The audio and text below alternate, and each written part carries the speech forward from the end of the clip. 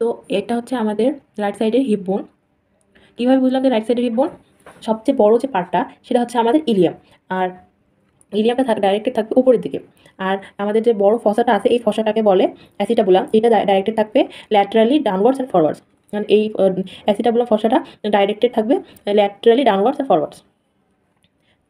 তাদের আর আমাদের এই যে সারফেসটা আছে এটাকে বলে হচ্ছে superficial surface of the body of the pubis. এই সুপারফিশিয়াল সারফেসটা ডাইরেক্টেড থাকবে মিডিয়ালি। আর এইভাবে হোল্ড করলে আমরা দেখছি এটা রাইট সাইডে হিপ বোন। তো হিপ বোনের অ্যানাটমিক্যাল পজিশন বুঝতে আমাদেরকে প্রথমে জানতে হবে এই যে চোখা জিনিসটি যেটি দেখা যাচ্ছে, এই চোখা জিনিসটি হচ্ছে আমাদের ইস্ট্রিয়াল স্পাইন। আর এই যে উঁচু জায়গাটি দেখা যাচ্ছে সেটি হচ্ছে আমাদের ক্রাইস্ট অফ পিউবিস।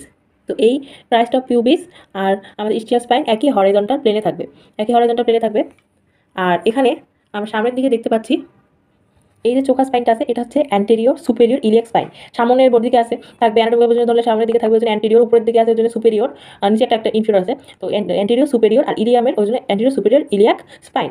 তো আমাদের অ্যান্টেরিয়র সুপেরিয়র ইলিয়াক স্পাইন। আর এইদিকে আমরা দেখতে পাচ্ছি একটা উঁচু টিউবারকল, এইটা হচ্ছে পিউবিক টিউবারকল। এই দুটো একই করোনাল প্লেনে থাকবে।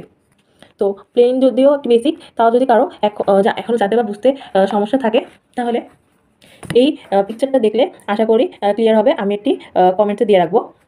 তো ব্যাক টু আমাদের অ্যানাটমিক্যাল পয়েন্টস অফ হিপ বোন।